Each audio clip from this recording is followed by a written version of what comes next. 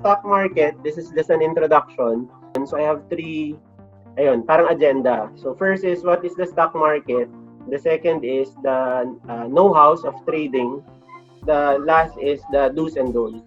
Siguro to start off, sino dito yung nag-trade ng stocks right now?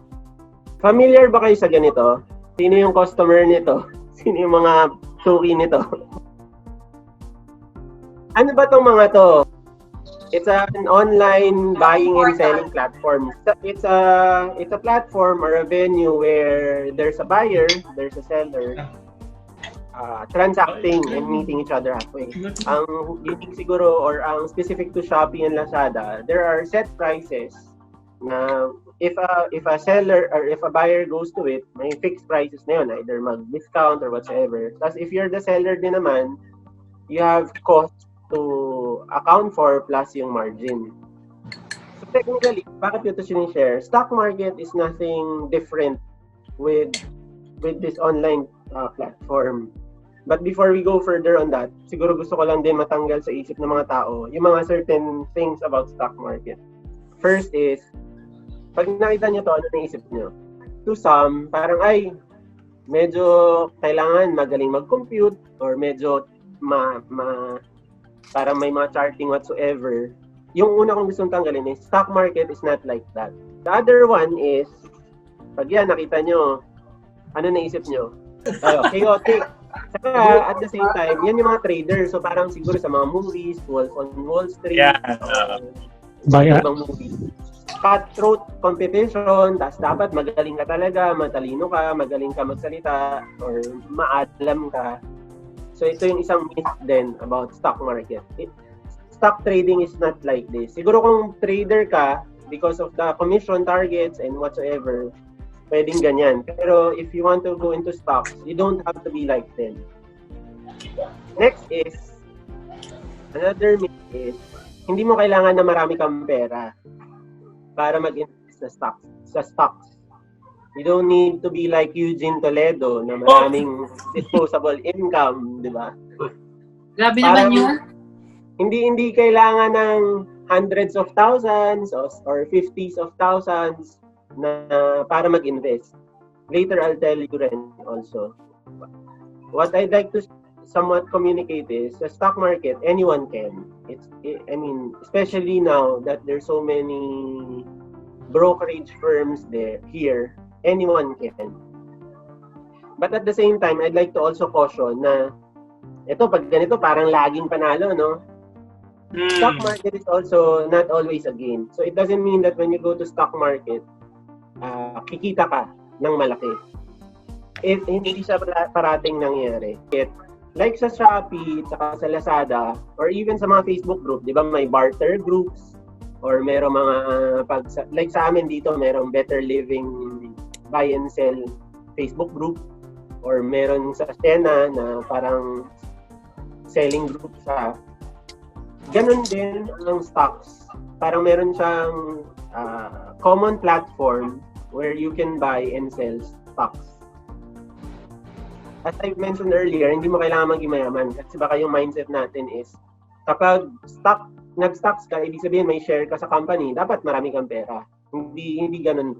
Philippine Stock Exchange is where stocks are listed and traded. So these are the various brokerage firms.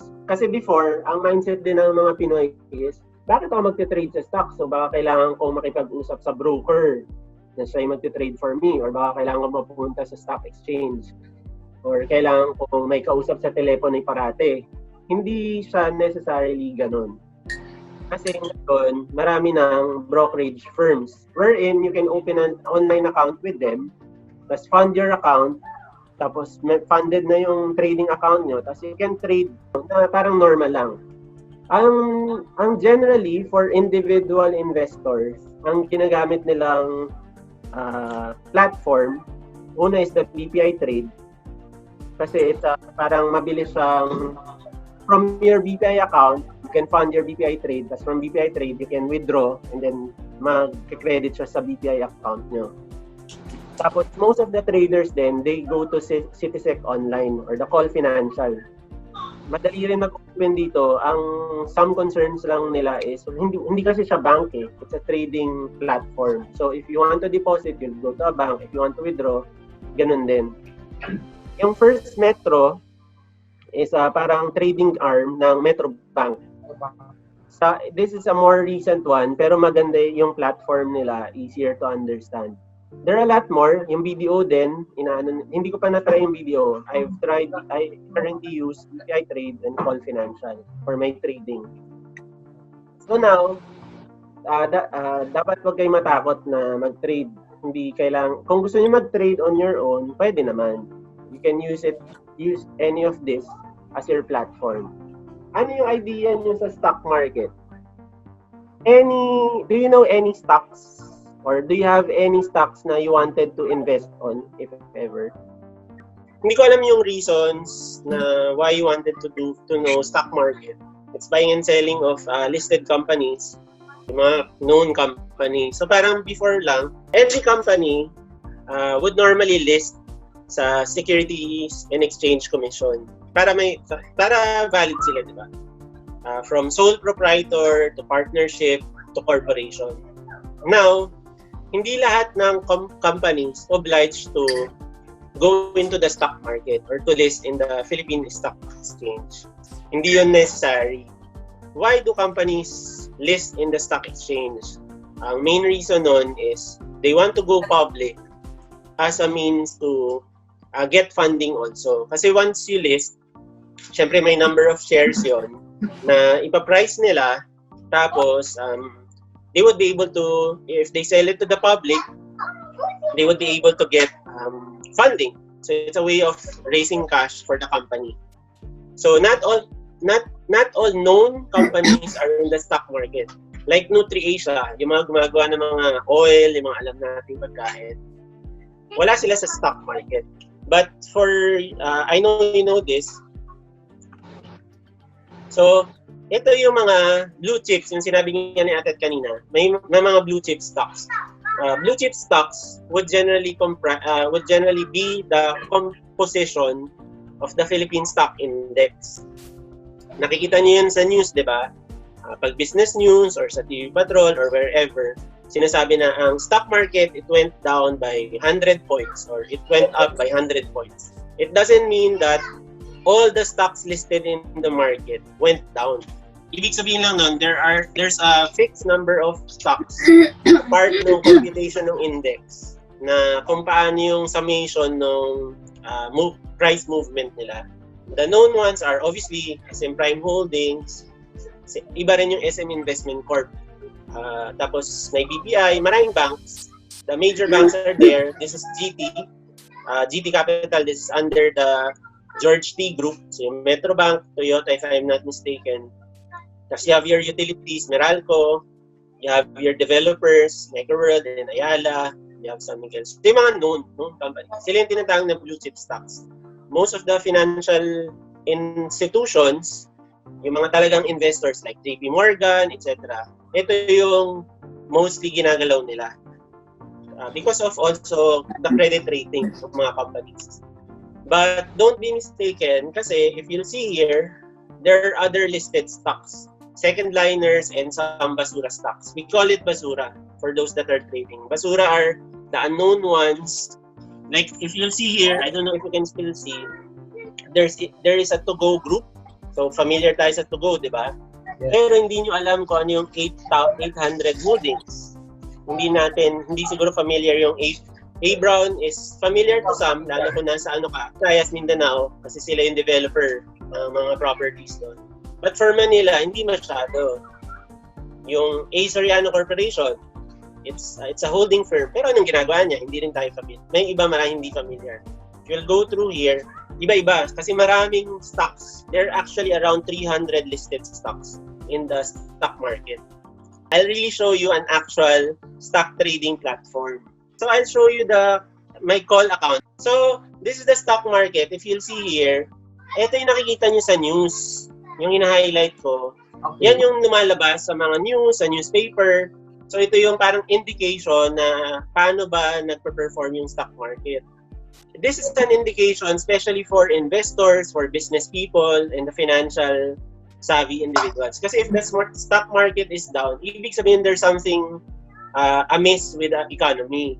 Kasi normally, the stock market is an indication of market sentiment. Meaning kung paano binuview ng mga tao yung mga nangyayari. For example, ngayon, yung COVID, people are somewhat apprehensive. Kaya, di ba remember, noong unang bagsak ng COVID, bumagsak yung stock market to around 4,000, 5,000 level. Because people are fearful na, naku, baka yung nilagay kong pera sa stock market, mawala, magiging cash is king na lang ako. Or some thought na, naku, may pandemic. So yung mga kumpanya, naku, baka mag-report ng losses yan, babagsak yung stock prices nila. So, nag-uunahan magbentahan. Tapos only makita natin recover. So anyway, sa stock index, so meron diyang mga financials, which are the banks. You have your holding firms, the Ayalas, the JD Summit, etc. Property, the Megarels, DMCI, SMDC, and mining and oil. So ito yung nangyayari. So yun yung stock market.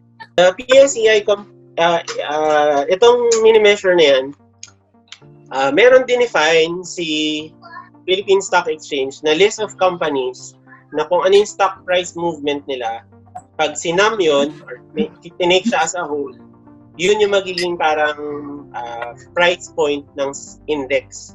Like sa Dow Jones or MSCI Index or whatever trading platform, kahit na halimbawa 500s or hundreds of stocks yan, meron lang yung concentrated na identified stocks na titingnan nila yung price movement at price nila. Tapos merong, hindi ko alam yung specifics kung paano nila kino-compute. Pero pag sinam nila yung pricing nun, yun yung lalabas na total data.